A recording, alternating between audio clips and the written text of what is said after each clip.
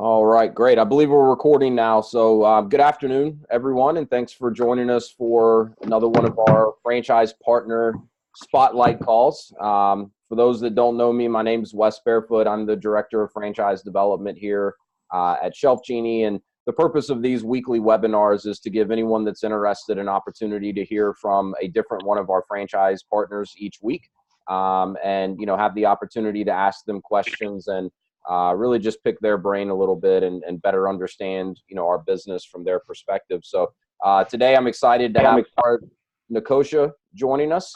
Laura is our franchise partner in San Antonio.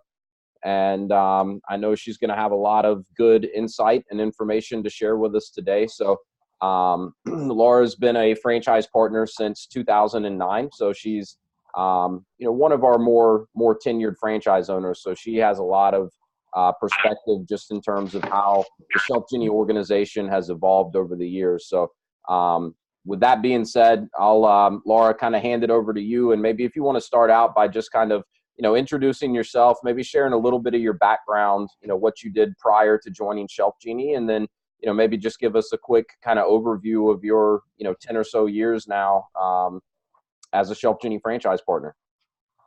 Okay, sure. My background basically, I was in banking for a while in investment side. Then I exited the workforce, had some babies, raised kids, did that type of thing, and then re-entered the workforce whenever we moved to San Antonio, and that was 21 years ago. We moved here to take over a family business. My husband it was a staffing firm, and he ran that business. It was also a franchise for about 10 years, and then we had the opportunity to sell it, and it was good timing, and we did it. And then it was like, what are we going to do now? And so we worked with a franchise partner and got kind of used to working for ourselves, that type of thing. I had basically, my husband had been running the business. I was doing a lot of the direct hire recruiting and actually all of it. And so anyway, we did that and found ShelfGenie through the franchise broker. Really were impressed with the people and the business model, and decided that we were going to do that. And right about the time we made that decision, my husband started helping a friend with a startup business that immediately turned into a full-time job. So that's how I got ShelfGenie, and it probably was a real good way of sneaking up on me in that respect, but it has ended up being a very good fit. I really love what I do. We've been successful here, and that's kind of how it all got started. And that was 10 years ago, and it's gone very quickly. Yeah, so maybe tell them a little bit about your business there in San Antonio. How many territories you have, and maybe did you start with a fewer number of territories, and have you added over the years, or maybe explain a little bit of how that's transpired. Yeah, San Antonio, 10 years ago, they determined that it would be a 2-territory market. Population-wise, we probably should be more than that. But at that time, especially now at this point, but 10 years ago, it probably was closer to 2. But yeah, it's grown a lot over the last 10 years. It has grown quickly, and so we did enter into purchasing the entire market whenever we started. We did begin with one. 6 months later, we added the second. So we pretty much have been covering the entire market the whole time. It's San Antonio's not, you look at the demographics and that type of thing, as far as income and that type of thing, it's not, it's not a Dallas and it's not a Houston. Right. Certainly not a Seattle, but it has grown, and, there's still a lot of people that need our product and that want our product. And so we've been successful in helping them in that area. Yeah, that's great. And maybe, because I know this is a question that comes up pretty often, and it's always interesting to hear, kind of different owners' perspective on this, but, maybe share a little bit about what kind of a typical day might look like for you, or maybe even a typical week, because I know probably every day is not exactly the same. And then also if that's kind of changed for you over the last, 10 years or so compared to when you were first starting out. Maybe speak to that a little bit if you don't mind. Yes, it has changed. I think that's one of the highlights, and what I enjoy the most is that it isn't always the same. There are different things. You kind of pour yourself into different areas. When I started, I knew that I wasn't going to be able to train somebody. And at that time, we didn't have a lot of infrastructure, Right. as far as Yeah. training and that type Right. of thing. I knew that I would not be able to do that unless I really knew it myself. Sure. So the first year I did everything. I did all the appointments. It ended up being kind of just a natural gift, I guess. I really like people. I enjoy helping people. I just enjoy doing the design appointments. So not everybody's like that. We've got some Right. that are strong in design, strong in that area. I know how to set up a kitchen. I'm a cook. I know all that. So it Right. was very easy for me to do that. And I was getting a lot of fulfillment out of doing that. So I did that for a while until I got to the point where I was getting kind of tired. And so Sure. that's Yeah. whenever I added a designer. And, we have grown since then. I did start out with one installer and very quickly moved up into another one. So we have, and currently now, just the last year or so, I have been backing out of appointments, mainly because I need to do a little bit more on the networking side and finding appointments. And so I have hired, at the end of last year, I did hire a second designer and been training her. She's doing well. I have a superstar designer that I've had for 5 or 6 years. And so I'm doing fewer appointments now. Mm-hmm. But I feel real balanced right now with 2 designers, 2 installers.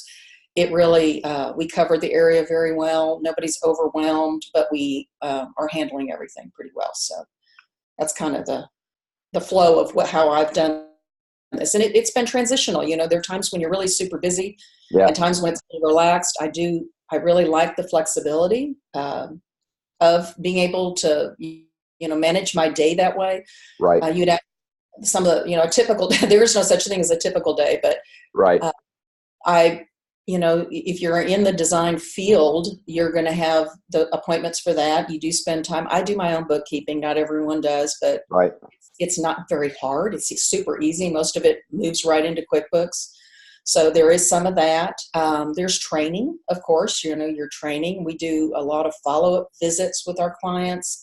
I shadow designers. I do ride-alongs with my installers to just kind of keep that presence. We really have developed a really strong team here, and everybody's for everybody else. And it's so we enjoy seeing one another. I do lunches with my team every other month where we go over things, so there's that. And when I was on the FAC, I was traveling, doing the meetings whenever we were doing that. Right. I'm not serving there anymore, but I am on conference calls pretty regularly. I serve on some committees, the product committee and some others. I'm on a power team, and so we have a good support system with other franchise owners that we visit on a call every other week. Just seems like there's lots of, there's franchise calls, there, just calls updating my staff and, just everything. It's very varied, but I find the work-life balance is very good for me. I have grandkids coming and one that's here, and, I can still do that. I like that.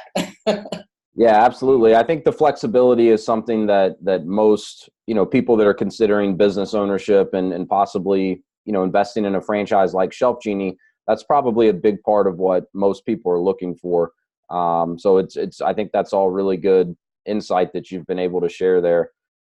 Maybe for just a minute or two, talk a little bit more about the power team, because I think that's a really, great resource that it sounds like you've been able to tap into and kind of leverage the knowledge and experience of some other franchise owners. And then of course, contribute to that yourself. So maybe just for the folks on the call, explain a little bit more about what the power team is and how that's benefited you, over the time you've been a part of it. Yeah, we've had power teams for quite a while now. The one that I've been on, I think we've probably been together for 4 or 5 years. And we've kind of, a few people have left, we've added a couple others, but they're just franchise owners in multiple markets. I think the hardest thing is finding a time that works for everybody, because we got West Coast and East Coast represented. I believe there are 8 of us on our power team. Yeah. And, I think all of us take the time to be on that call. And we have it on a Monday morning every other week. And that, I think, is a good indicator. If we didn't perceived that we had value from the call, you would have people missing. Right. And very seldom does that happen. I mean, there are emergencies here and there, or vacations and that type of thing, but pretty much everybody's on the call. And the way we've structured it is we kind of brainstorm at the beginning of the year and all these topics on things that we would like to kind of do a deep dive on. And then we have a calendar that everyone's assigned a week. And so you're kind of in charge of choosing the topic and discussing it. And it's just a really good support system. You know, one owner may be struggling with finding a designer, hiring a designer. You know, there'll be 7 other people. Somebody out there has done what you need done and give you some information oftentimes. And we're very different as owners. You know, some of us, there are people on our power team that never do a design appointment. That is not their thing. Right. But they is on the financial side, you know, and working the numbers, you know, but we've got several of us on the new products. So we are able to update our fellow power team members on what the new products are that we're working on. Yeah. And ideas from them. Yep. You know, it's just a really good group, and everyone likes each other, and it's a good That's support. important. For the sustainability, it's important that everyone likes each other, and it's important that you take it seriously and you know, make the time commitment that's really necessary to get value out of the call. And it sounds like you and that group of franchise partners have done a great job doing that. Yeah, it's definitely a plus, and it's a real good sounding board. Yeah, absolutely. And I know my wife and I just recently joined the power team, and it's just getting started for us. But, you know, we've had a couple of calls already and seen the value from it. And, you know, that's a really good point, I think, and just kind of in general, and something I know I try to coach, you know, candidates with as we're working through this process is, you know, one of the things you should really be evaluating with any franchise, whether it's ShelfGenie or something else, is, you know, how are you going to be able to leverage the network of other franchise owners to learn the business and get better yourself. And, you know, I think we're very fortunate here at ShelfGenie that we have a great community of franchise owners where, you know, overwhelmingly they're for the most part willing to help and provide any insight that they have or any advice. And I think that's a really, really big asset, especially for some of the new franchise owners coming in, to be able to tap into the experience that some of our more tenured franchise partners have. It's a really, really big benefit. Excellent. Yeah, you're right. That's the way it is. Yeah. Excellent. Well, I'm going to just kind of quickly open it up and see if there's any questions for anyone that's this has been some great information shared so far. So I'm going to unmute everyone on the call here and just see if there are any questions. And there's not too many people on. So if anyone has a question for Laura, just go ahead and speak up, and I'll try to kind of moderate if we have people talking over each other.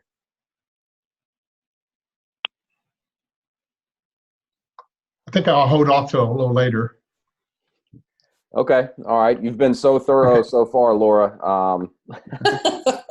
No questions yet. Well, look, I know a big question or a topic, I guess I should say, that most people do have questions around is, you know, how have you gone about, you know, building out your team? And you mentioned earlier that you have a rock star designer that's been with you for 5 or 6 years. And I know you have a very, very good installer that's been with you for quite some time as well, Philip. And I know that he's helping out with some of the installer trainings in Atlanta now. So maybe share a little bit about what you've learned over the years in terms of, you know, how to go about recruiting great designers and installers that are going to be a good fit for those roles, and also how you've been able to, you know, keep them on your team and keep them motivated. I think it's the culture of our team that is what keeps everyone happy and keeps everybody. It's just something that you have to develop. And you know, I think the biggest mistake people make is they hire a designer, particularly hoping that they work. Right. And they put them through their little process. And I'm pretty intuitive. And I know it sounds funny, but I had a lot of people ask me, especially whenever Kay started doing really well, my top designer, Mm-hmm. You know, how do you do that? How did you find that? And my thing is, I hire people I like to go to lunch with. And that may sound kind of funny, but it's true. Yeah. And the minute I met her, I knew that she was going to be great. and she was not my first designer I hired. So Sure. you do learn. And I've had, I'd say, the first designer I hired was a decent designer. I'd call her average. And I was just thankful to have somebody. I needed the help. The second one was a disaster, and that didn't last real long. But when you hire someone that you hope is going to work, the chances are, if they don't, you waste so much time. Yeah. And you've spent a lot of money on appointments and drawing people in. They not only are not able to close, they don't represent ShelfGenie well, they don't represent your business well. Right. And so, just cutting the ties quickly is something you really need to be able to do. Yeah. Whenever you find yourself in that situation. But once you find someone that's really good, and some of the top designers in our company have been with ShelfGenie for a long time. Sure. And a lot of it is because they have a passion for what they do. Yeah. And I know Noble Purpose. I have done Noble Purpose since day one, before we knew what it was. I mean, that my goal working with my designers, with clients, is that they are the focus and you are doing whatever it takes to help them. Yep. And I never really understood it until we had Lisa McLeod come to convention and talk about Noble Purpose. But what was funny was, after she was talking and discussing it, Kay, that was her first conference, she turned to me, she said, "Isn't that what we do?" Don't we already do that? Yeah. Yeah. And that's why I am so strong on Noble Purpose, because I know the difference it makes. And whenever you operate your business that way and you have buy-in from your designers and your installers, people know the difference. They can tell whether you're being a pushy salesperson. They can tell, if they sense it in you that you care about what you're doing and that you are helping them rather than just trying to make a sale. So Absolutely. Yeah, it goes a long way. And I think, really keeping in mind that at the heart of everything we do is that noble purpose. And everyone on the call, and even, listening to this later on, should be familiar with our noble purpose, which is, that we want to help turn our clients' frustration and pain into enjoyment and love. And, going hand in hand with that is that, we sell solutions. We don't sell products. We sell solutions.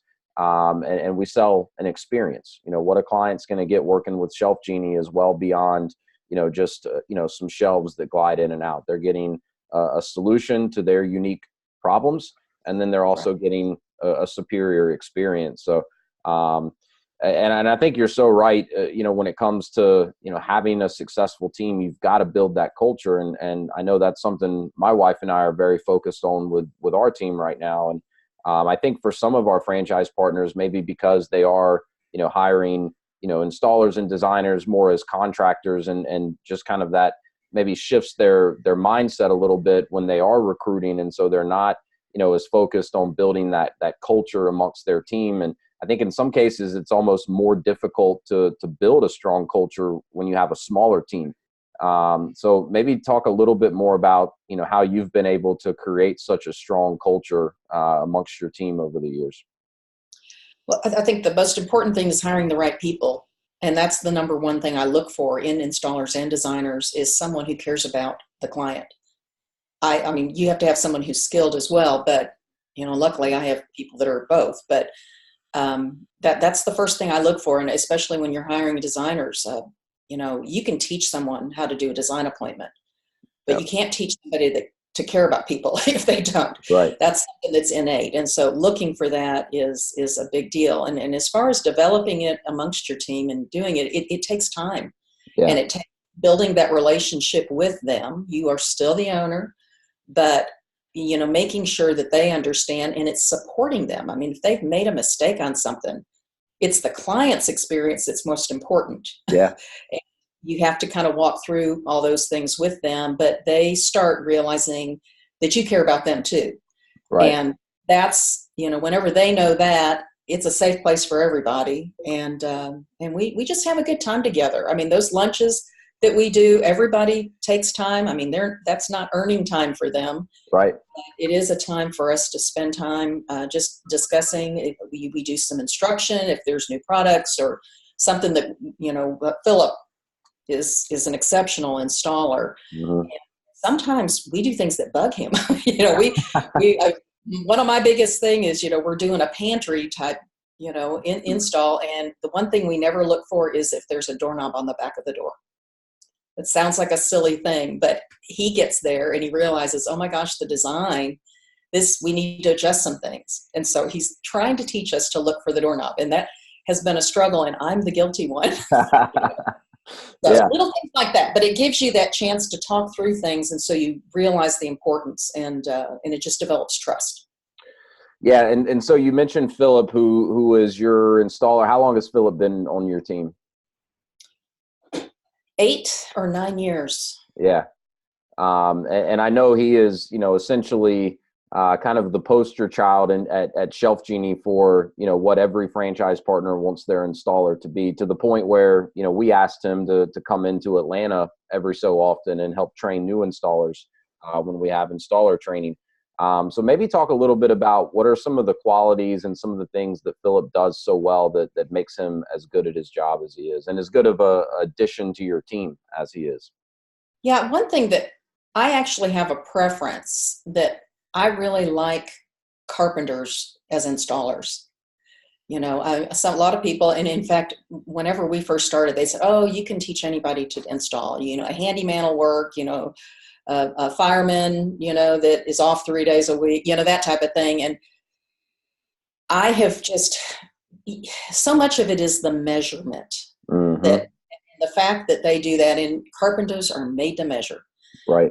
So we looked for carpenters, and actually met Philip at church. I mean, my husband had helped him find a job when he moved. And so we already had that relationship, and he was working, but he realized he was never going to be able to be, and he had young children.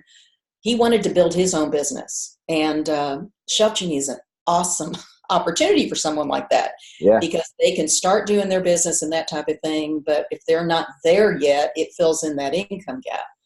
And so that's how, after he started his business, we brought him on as our installer, and he is so incredibly skilled. I mean, the things he can do, furniture, he does everything. So there's nothing that he doesn't know how to do. And what it has meant to us is it gives us such an opportunity to add on to our designs. Yeah. He can add extra cabinets. He can build a desk. He can convert a desk into a cabinet in a kitchen. He can, there's nothing he can't do. I mean, he's built cupboards to put safes in, and we can all do that and run that all through ShelfGenie. So it's been a real benefit to have someone that skilled.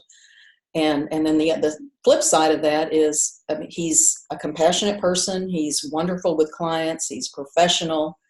He's driven for money. He needs money all the time. He's got 3 children. And so that's a plus for us too, because he's always looking. And, and so he's really pretty much perfect. Yeah. And that's why I knew that, he's very, very good at what he does, and why I thought I would, ask a little bit more about kind of what some of the qualities are that make him so good. So that's all really good information. I'm going to open it up again and just see if there's any questions from anyone that's on the call here. So I think Laura, this is Mark. So all your employees are 1098s? 1099s. 1099. Yeah. Okay. Yes, so there's no full time. Okay. No. One of the blessings of living in Texas. Yes, absolutely. Okay. I don't know if you're going to be talking about your marketing piece later, or is this? But you mentioned early on, and that's kind of the truth. But I'd like to hear from you is, this San Antonio is not a market, like a Dallas. So what? I guess what are your tactics and that you had to implement there? Because obviously San Antonio area is very diverse, going from one area to the one side to the other. Mm-hmm. Your marketing strategy, was there any secrets or any unlocks that you found out during your way? I think marketing, if I had to say one of the things that's challenging, I would say that is because it changes. When we first started, putting a remnant ad in a newspaper that didn't cost that much money. I mean, you do that and you'd have 12, 15 people call off of that one ad. And boy, it was wonderful. I mean, it just, good old days.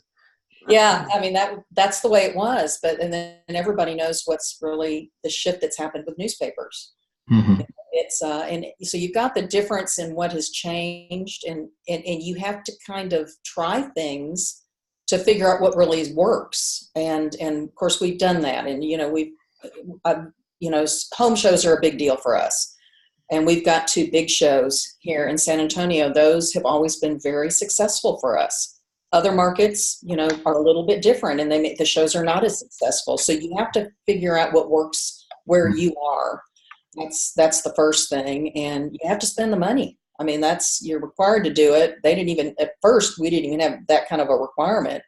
But if you don't spend the money to get the appointments, you're not going to be succsessful. So it is important to do that. But there's a very diverse group. I mean, we still do some newspaper, not as much as I used to. All the home mags and the glossy flyers and that type of thing are something that is very productive for us. I still do really well with Money Mailer. That's something that I do every month. I supplement it some with Valpak. Don't ask me why Money Mailer is more successful in San Antonio than Valpak, but it is. And other markets, it's the opposite. So you have to try that. Valpak's one of our best vehicles so far. So it really does kind of vary by market. It's interesting. It does. And I think the thing that most of us struggled with the most was knowing when to jump into digital. And because everything we were taught and what we thought early on was that our customer read the newspaper. We were thinking an older demographic and all that. Well, they did, but now so many people are looking at the newspaper digitally, and I figured this out. It's no wonder they're not clicking on the ads; they're clicking on the articles on a digital copy. And so that's where that shift has come. But some markets do a lot of fairs and festivals and all these little shows and that type of thing. It's hot here in the summer. Nobody is wanting to go outside to a festival. So that's not, but you go to San Diego or up in Seattle and that type of thing, they do that all the time. And are successful. They really are able to get some appointments that way. So you have to figure out what works in your area, and you have to be faithful to it, but you have to try new things too to continue it growing. Mm-hmm. Okay, thank you. That answers your question. Yes, it does. Thank you. Good question, Mark. And that's actually exactly where I was going to take the conversation if you hadn't have asked about marketing, because I think it's a topic that a lot of people have questions about. And maybe speak a little bit, Laura, to some of the support that you have that you can leverage from the home office in terms of marketing.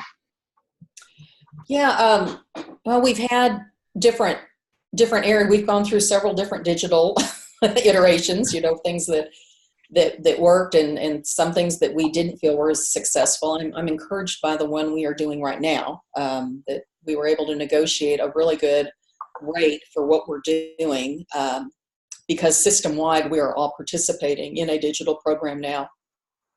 And they're helping us with the SEO, they're helping us with the social media, they're helping us, in every, really all the areas of digital, and have a great dashboard that you can actually go and see how many calls were generated, by the advertising that they're doing. And that's the thing with digital. It's always kind of seemed like snake oil to me because I don't understand it that well. And whenever you're talking to somebody, everybody in the world wants to do your digital marketing, but you don't know how good they are. And so leveraging that buying power was, I think, a real helpful thing that Andy Pittman did for us. And we've only been doing it for about 2 months now. We're starting our 3rd month now, but we're gaining traction, and I can actually see what is happening with it. So that's a good thing. And I'm able to shift out of some lower performing things into that. As far as the other support that we have, it's, the power teams are really franchisees, but we do have some of the people that are on staff come and speak. And so that type of thing, the training is awesome now compared to what we had. We had nothing. I mean, I just remember being set up for something by Barry at that time that was not even something you could design. And I tried to do it, and he says, nope, you can't do that. And then it's like, go home and jump out of the boat and make a sale. And I learned, fast because I had to. Trial by fire. Pardon me? I said trial by fire, right? It was very much that way. And now you actually go through someone who's actually done it and can tell you different things. And there's a lot more of resources and a lot of, the ShelfGenie University is an awesome thing. I mean, I worked with Alan Regala on that as far as doing the curriculum. And that was three of the top designers in the system talking on the phone one day, realizing that everything that we had been shown was not the way we did it. And that turned into work with Tortle, which was the software company, and they took and picked everything out of our brains and actually turned that into a curriculum. And I just took it again for the third time. And it it brought back some memories of things that maybe I needed to brush up on. So it's a good thing to do that. Yeah. 5-star is a support that nobody liked when it started. And it was kind of forced on us, but I think we've all pretty much seen the benefit of it. And it allows you to manage your designers and your installers without being the one to make it happen. They, as far as follow-up appointments, doing introductory calls, doing the ride-alongs with installers, all these good things that are important to your business. And because they are awarded points for doing them, it motivates them to do that. So that's another good. I'm sure there's others. Those are the ones. No, that's great. And just to explain a little bit of what Laura mentioned in regard to 5-star, because some of the folks on the call may have not had a chance to talk about 5-star with me just yet. But that's essentially a program we rolled out several years ago. And essentially it gamifies, some of the best practices that we know designers, installers, and franchise partners should be doing on a regular basis. And they accumulate points for, regularly doing these things. And Laura's right, it wasn't very well received when it first rolled out, but I think it's been a fantastic program, now that it's kind of become a staple in the organization, and it keeps people focused on doing the right things. It keeps people focused on the noble purpose and keeping the client, at the center of everything they're doing. So, no, that's great. I was curious about the marketing. Do you work through the media buying team to purchase like your money mailer and your Valpak, or do you source that locally? I use them for that, and I do everything else myself. Okay. So the direct mail, I have developed relationships with the people locally. And so, RSVP, some of the things that we are active in, even my newspaper, that was something that was developed locally here. So, you can do either. And, the media buy for the national publications is a really nice thing. They can usually get you a better price than what you can get on your own. So, I do both. Gotcha. Very good. Well, any other questions for Laura? We've got about 20 minutes or so left, and I do have a few other things to ask about, but I want to stop and see if anyone else on the call has questions right now.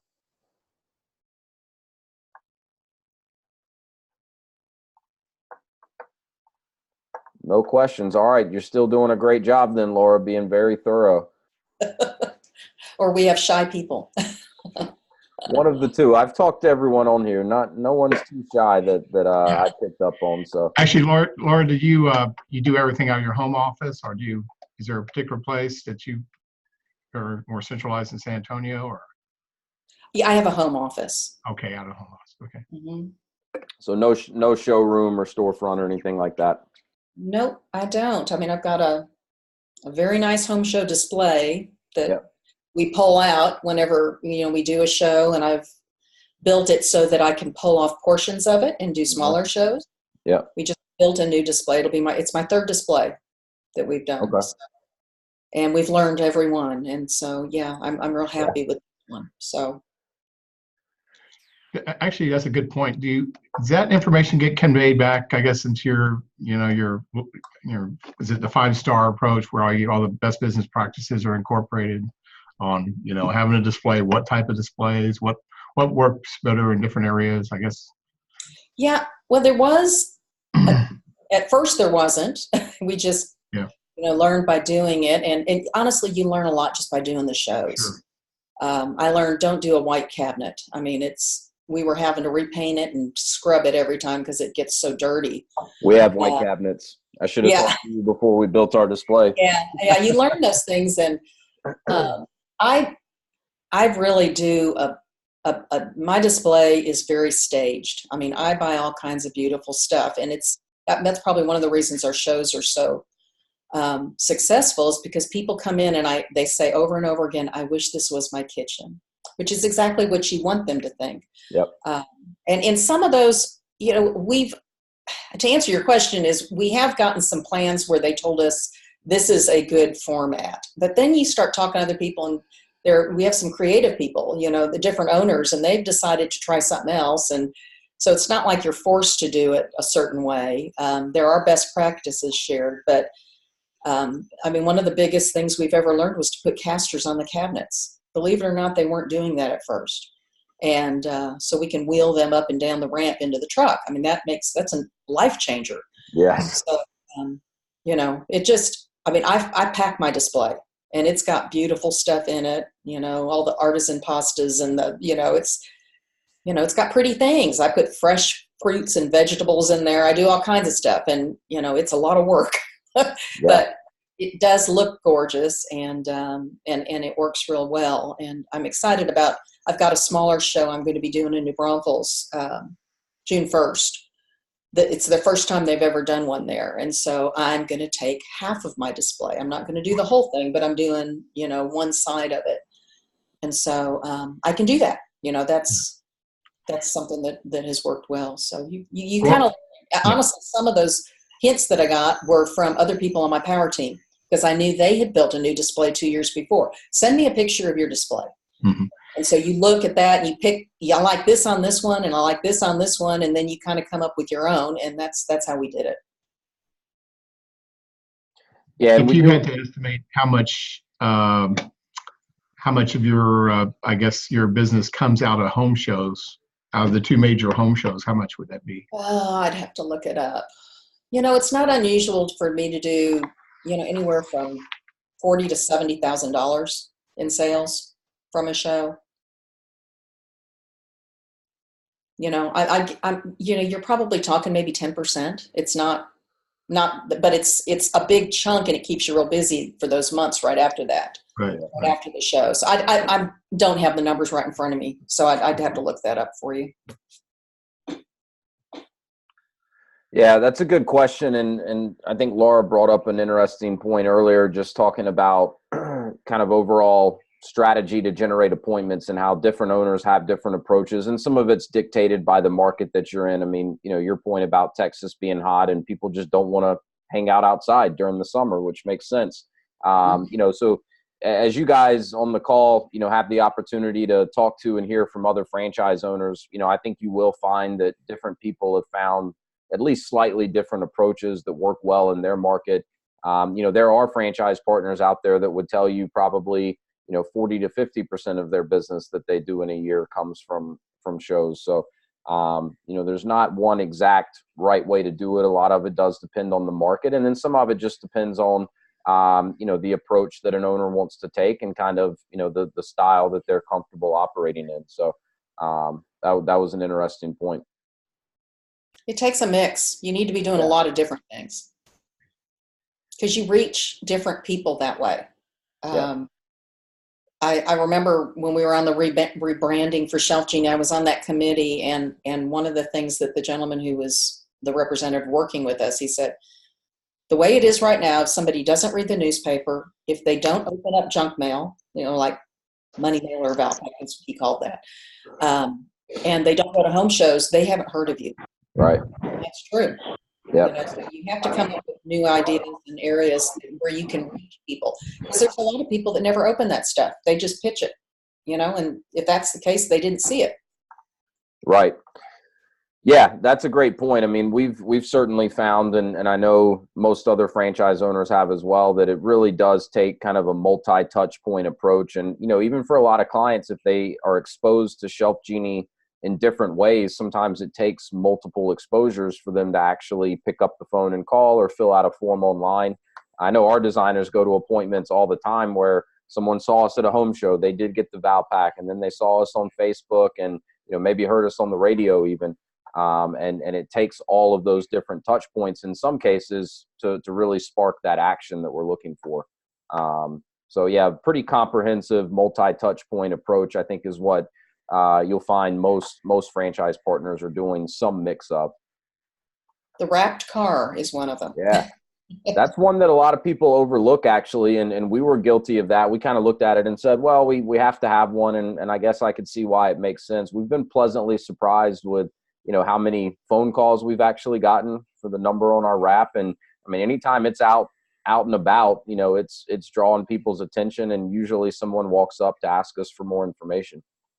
I will never forget, probably 6-7 years ago, I went to an appointment. Beautiful, was an $8,000 order. Wonderful. And I was visiting with them afterwards. I said, how did you first hear about ShelfGenie? They had called in on, off of the newspaper. I can't remember what it was, but something like that. And I said, how did you first hear about ShelfGenie? And they said, we parked next to you at Costco. Yeah. Yeah. We see it all the time where we'll be at a stoplight and someone will be, looking over, putting our number in their phone or writing it down. So that's one that was a bit surprising to me, how much interest it's actually generated. So it also gives you a level of professionalism. Yeah, absolutely. I was not excited about driving a wrapped car whenever I started. I will admit it, until I started making sales, and then it stopped bothering me completely. But sure. I've had clients comment that when you pull up in a wrapped car, they know that you're a real business. Yeah, it's true. I mean, we don't have a showroom. We don't have some of those things, and having that wrapped vehicle shows a level of commitment. And if they haven't, I mean, here it's different. I mean, we've been doing this for 10 years. Most people have probably heard of us, but when you're starting, especially in a newer area where we haven't been, that shows that you're for real. And people like it. Everybody comments on how cute the car is. So. Yeah, that's great. That's a good point. I'm glad you brought that up. Well, this has been really good. I know we've got about 15 minutes until the top of the hour. So one of the things I always like to ask on these calls is, just in your opinion, what have you found, number one, most challenging about being a ShelfGenie franchise partner? And then number two, what have you then found to be most rewarding about being involved in this business? I think a lot of people, myself included, at the beginning, it would be finding and building that team. Yeah, is a challenge. I haven't had that challenge for a long time, so it's not really a challenge once you've got it done. Some people have a kind of a turnover of people, and we've luckily been very stable here. So, I like that. That's kind of been my goal, is to build a team where everybody is working together and everybody is happy. And we've been able to do that. Not everybody is like that, though. Of course, my market's not as big as some people too. I mean, if you've got, 7-8 territories or something like that, you're probably going to be looking for more designers more often than I am. But it is a challenge finding that right one, knowing it when you meet them. And it takes time to train somebody, I mean, there are a lot of things you can do on paper, but I do so much face-to-face, and I just literally drag them around with me for designers. Yeah. Because I'm not real process oriented. And so it's harder for me to do it the other way. And so I just drag them, and that shows if they're willing to do that, it's a real good thing to find in somebody. Because I mean, even when you've got a designer successful and they still want to ride along with you, and I still learn so much whenever I watch you. That's a real good point. And I thought, this is good. So that would be the biggest challenge. Not so much, installers for me I'll be honest, I make my husband hire the installers. Yeah. I mean, it's because that was the one thing I did not feel good about at the beginning. Yeah. That was out of my wheelhouse. And he has a background with, construction and that type of thing. And so it was much more his fit. Right. And he has done, we've only had one 4 installers total in 10 years. And one of them has been there for most of that time. It's been, the others that it did for a while. One retired. It wasn't all bad. I had one that probably just should never, I inherited him from another market. And he just didn't have the skill. He was a handyman, and it's to his credit, it's probably because Philip is so wonderful. It's hard to compare him. The bar's set pretty high. Yeah. Yeah. So, well, and I think that's a challenge for most franchise owners in ShelfGenie. I think it's also a challenge for most business owners in general. Any business that involves you having a team, it all comes down to getting the right people on your team. And, so what I've really heard from you is, hire the right people. Make sure you feel good about them. It sounds like you're hiring more based on attitude, knowing that we can train them to do the role, whether that's the designer or the installer, and then really focus on building that culture and invest in, making it a great place for these designers and installers to work. And you really haven't had to battle, the turnover over the years as a result. Right. Yeah. You'd asked about the rewarding part. Yeah. Yeah. The most rewarding part is making a difference in someone else's life. And not every client is that client, but there are so many of them that are. And you don't realize until you get out there and start doing it, how many widows there are out there that want to stay in their home as long as they can. They don't want to go to assisted living. And they are afraid to have anybody come into their home. A man, and they've got all these things in their house that are not functioning right. They've got doors that stick. They've got all these, they've had a cabinet they want to build. They've got all these things and they just don't put it off. And when I am invited to go into their home and work with them, because our motive is good and right, we come up with this wonderful plan that, and I'm talking about not selling them more than what they need, telling them stuff that I wouldn't do, just doing the things that actually are something that would really help them. Right. And then your installer comes in and they've got the entree because you've already done this. You've already told them about their name. We've got pictures of our installers on our website. We do all these things and they feel safe. And it's amazing how much work your installers will pick up in homes. Yes, right. Additional work outside of the scope of work that ShelfGenie is doing is what you Everything mean. From build a cabinet for a utility room to build an entire kitchen for a daughter that lives 3 streets over. I mean, it is a real selling point when you're hiring installers that you don't mind if they pick up work where they go. Right. Yeah. Most people don't allow that. Most companies won't allow that. And so, but I promote it, as long as it doesn't interfere with their installations, it fits in very well. And so there's just nothing like that feeling when you've done a really good job for somebody and you know that this product is going to make a difference in their life and you get to walk out of there and then on top of it, you get paid for it.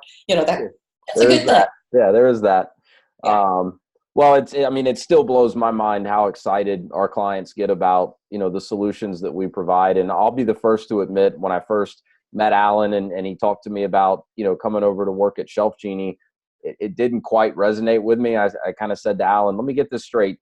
All you really do is shelves that glide in and out, and you've turned that into a business, and then you franchised it on top of that.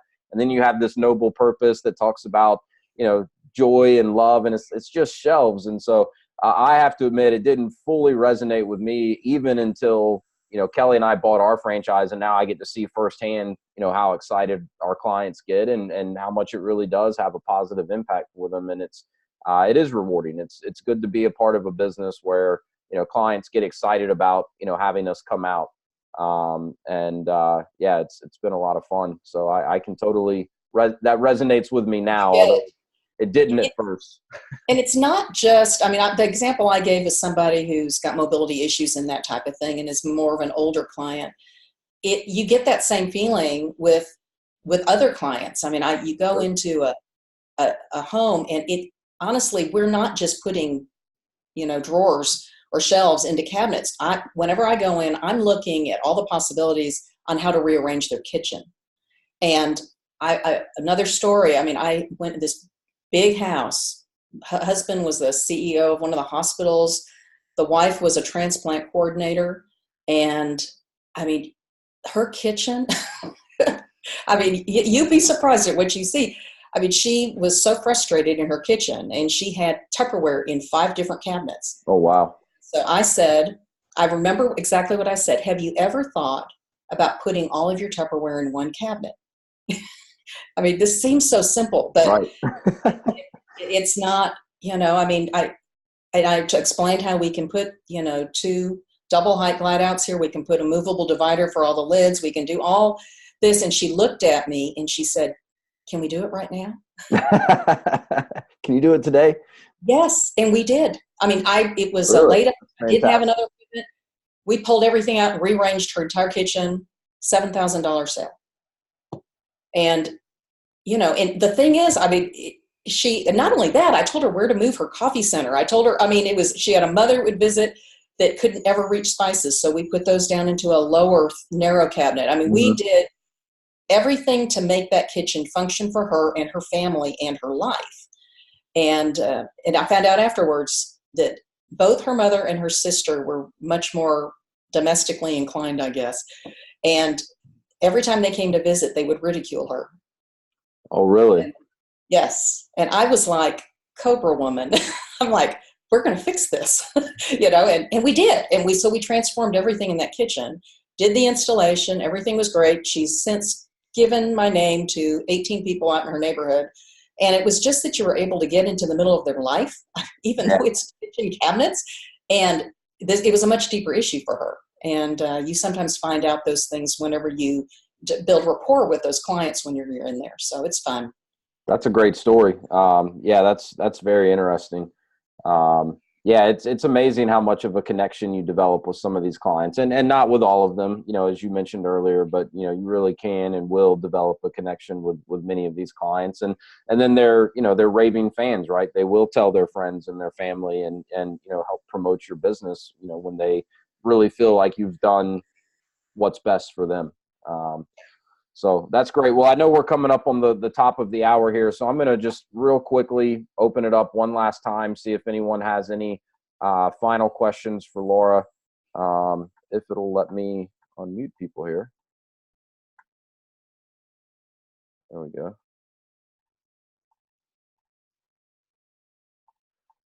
All right, I believe everyone on the line should be unmuted now. So any final questions for Laura before we let her go? So Laura, after 9 years of experience, if there was one thing that you could have changed and going back 9 years ago, starting out, what would it be that you would have changed in the way you take on your business? Good question. It would have to be just making a quicker decision on someone who was not a good fit, a designer. Okay, well, fair enough. Yeah, it has to be that. I mean, it was, and I learned a lot from going through that, because I learned I wasn't looking out. I thought every indication I had was that they were doing a good job. And it wasn't until we did some follow-up, we found out they weren't even leaving quotes. Oh, wow. Yeah. It's like, oh goodness, and it was just, I just did not handle that whole thing well, but I learned a lot, and I've never done it again. So you learn those types of things. All right. Thank you. Yeah, that's a great question, Mark. And also, Laura's answer, that's a pretty common theme I hear from franchise partners is, fire fast. If you do realize that someone on your team is not a good fit, the best thing you can do is cut bait quickly and then refocus on recruiting someone that is going to be a better fit. So one last final question for you, Laura, and then we'll wrap it up. What advice would you have for anyone, on the call today or anyone in the future that's considering, getting into ShelfGenie? What would you really advise that they, kind of look in the mirror at themselves and make sure that they, have in order to have a high likelihood of success in our business? Yeah, a little bit of competitive nature is good. I'm kind of competitive. I think that desire to help people is a real strong one.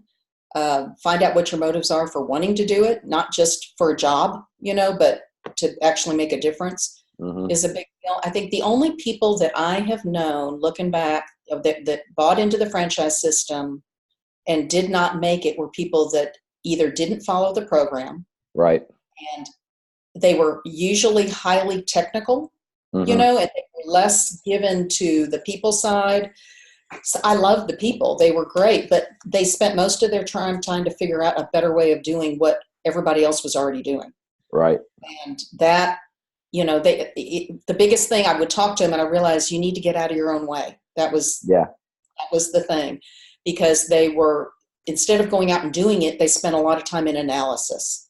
Yep. And like, just go do what you've been told to do and see if it works first, you know, so that is an important thing. And, you know, I think, you know, the people skills are important if you want to run it, you know, develop a team like we have, you know, but as far as personality goes, I mean, there are very successful franchisees that are engineers. They're very I mean, that's their background. Right. Me, the total opposite, you know, and we're both successful. In fact, our average sales and stuff are very similar and close rates. And so you can be a different type of personality and still be successful, coming at it from a different angle. But that noble purpose is kind of a key, I think, for all of the owners that are really successful. Noble purpose is a very big part of that. And, you know, that's not something you try to do. You just either are or aren't. So if you don't really care in that area, that's probably not a good fit. Yeah. Well said. No, I totally agree. I think that's great advice. So, well, hey, this has been a lot of fun. Really appreciate you taking some time. For anyone that's interested in, you know, maybe reaching out to Laura and picking her brain a little more and maybe setting up a one-on-one conversation, these are a couple of ways that you can get in touch with her. Probably the ShelfGenie email address would be best, I would assume, Laura. Yeah. Great. Excellent. Well, thanks again. And thanks to everyone that took the time to call in today. We appreciate it. And I know this was great information that Laura shared today. So with that, we'll go ahead and wrap it up. Hope everyone has a great rest of their Wednesday and a great rest of the week. Thanks again. Bye. Thanks, Wes. Bye.